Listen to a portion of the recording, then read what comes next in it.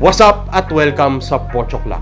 Naririto na po ang review ng Christopher Ward The 12 in 36mm with the frosted lichen dial. Ang Christopher Ward po, isa po yung English watch brand pero gumagawa sila ng mga relo nagka-qualify as Swiss made based on the specific criteria. Naitaguyod sila nung 2005 but in the past half decade or so naging mas prominent sila due to releases like the Bel Canto and the 12. So, yung relo na re-reviewin ko sa video na ito ay isang variant ng the 12, specifically the one in 36mm with the steel case and the frosted lichen dial. Ang Christopher Ward The 12 is an integrated bracelet sports watch at the high-end, katulad yan ng Patek Philippe Nautilus, Audemars Piguet Royal Oak at Vacheron Constantin 222. Pero doon naman sa accessible end, katulad yan ng Tissot PRX and the Citizen Suyosas and Zenchins. Bago po tayo magsimula, a couple of things to note. Ang relo po na ito ay pinahiram sa akin ng Christopher Ward bilang reviewer's copy at ibabalik ko to sa kanila kapag na-launch ko na sa YouTube ang video review na ito. And the other important thing to note at this point would be the price of the watch. So sa website ng Christopher Ward, link in the description, binibenta ang relo na ito sa presyo na $1,405 US. Kapag kinonvert nyo sa peso terms, yan ay roughly 83,000 pesos.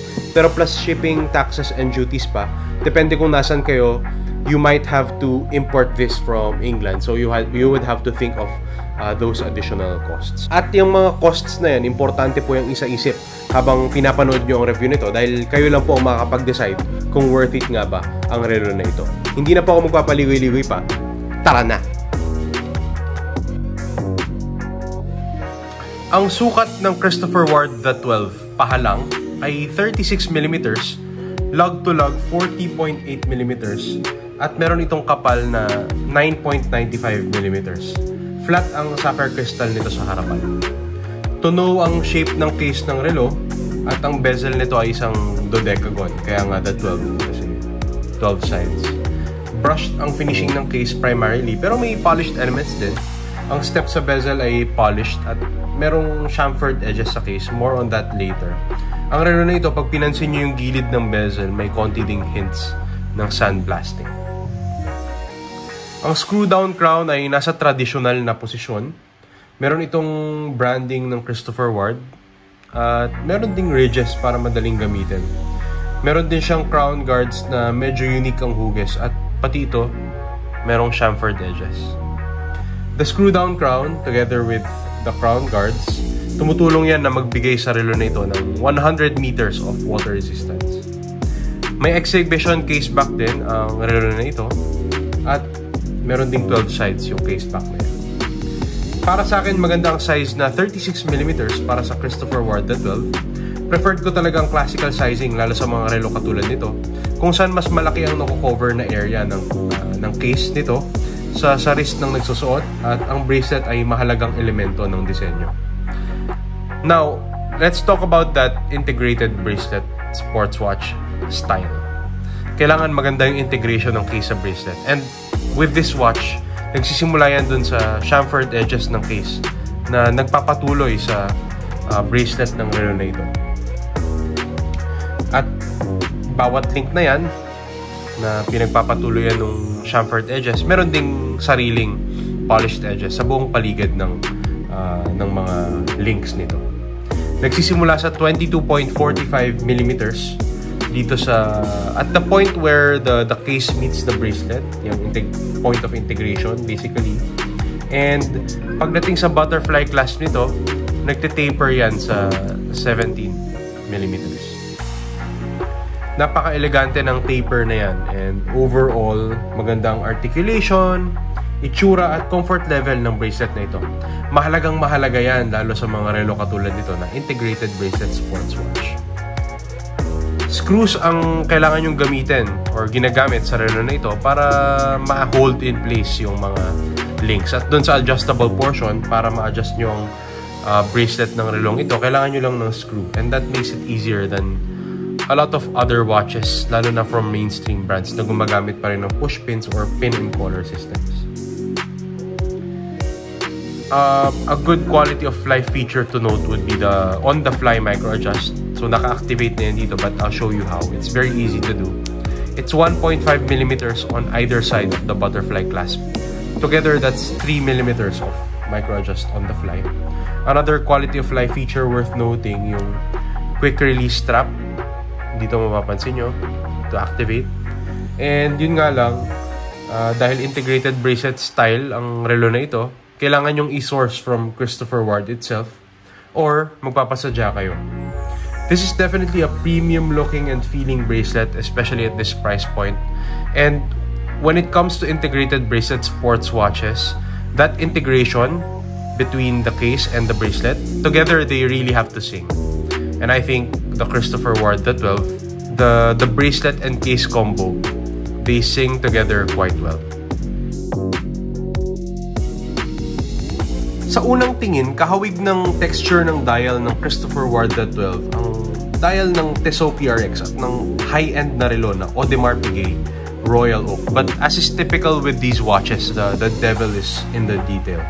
Ang dial nito ay may pattern na mala pyramid na 3-dimensional at hango ito sa logo ng Christopher Ward, which in turn is also a play on the flags of England and Switzerland. Yung applied indices nito ay triangular, kaya nagmumukhang fangs. And yung hour and minute hands niya ay hugis mahabang tatsulok din. At lahat ng mga elementong yan ay loomed, kaya madaling basahin sa dilim. Simple lang din yung second hand nito. May chapter ring din ang relo na ito na meron niyang minute track. And to finish things off, applied ang logo ng Christopher Ward. Nakalagay din ng automatic sa baba ng dial center at nakalagay naman ang Swiss made sa bandang 6 o'clock marker. Walang issue sa legibility ng relo na ito. Sa totoo lang, nakakabighani ang dial na ito and mahirap talagang tapatan yung design-execution combo, especially at this price point. In this specific copy, frosted lichen ang kulay ng dial. Pero sa pagkakaalam ko, parang out of stock na yata ito or unlisted sa website na Christopher Ward currently.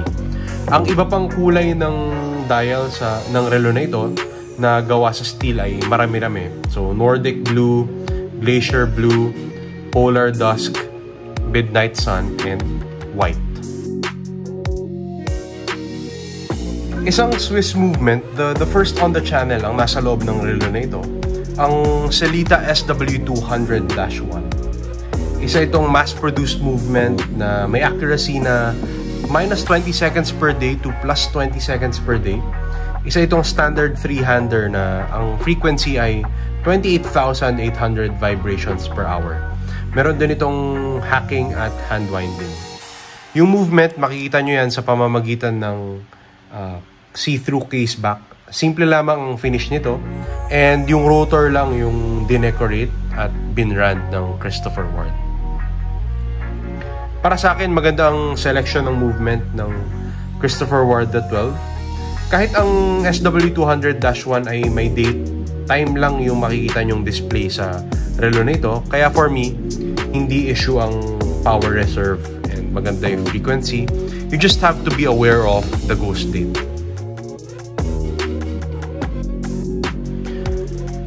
Sa unang tingin, parang ang liit ng relo na ito sa 7-inch wrist ko.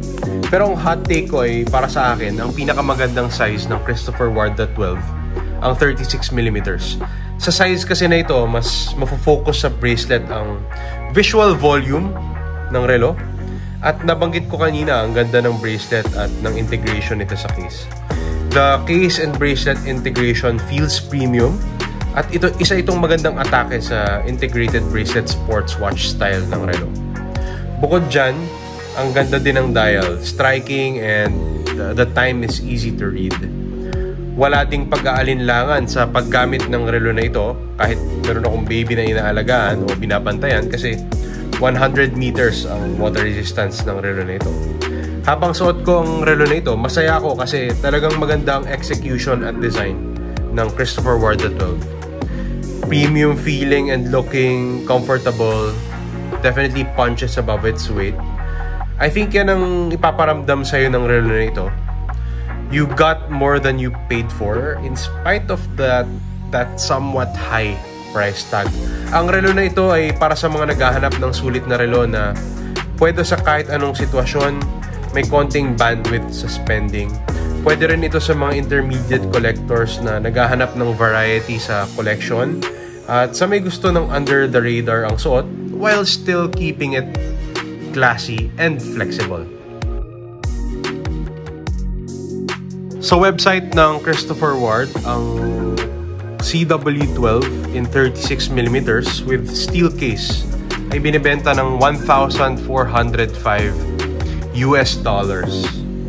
Yan ay 83,000 Philippine pesos given the exchange rate as of the creation of this video, approximately. Malaking pera yan at mas mahal yan sa mga comparables. Katulad na lang ng Tissot PRX at ng isa kong relo na ni-review sa channel na ito, ang Venezianico Arsenale, among others. Pero pag kinumpara mo to sa, kunwari, the Rolex Landdweller, the Audemars Piguet Royal Oak, you would see the value of this watch. Of course, this watch is not at the same level as those two watches or any other high-end luxury integrated bracelet sports watch, but it's reasonably close and the law of diminishing returns works in your favor if you choose to buy this watch. Ayun!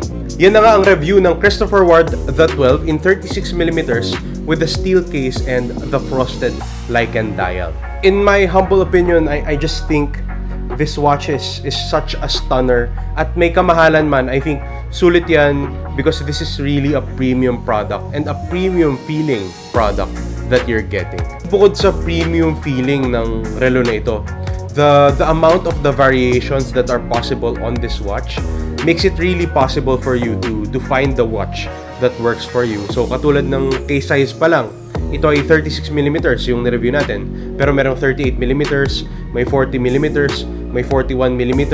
In terms of the display and the complications, marami kayong options. I think there are also a lot of strap options on this watch. There are also different options for the case material. Pwedeng steel, pwedeng titanium.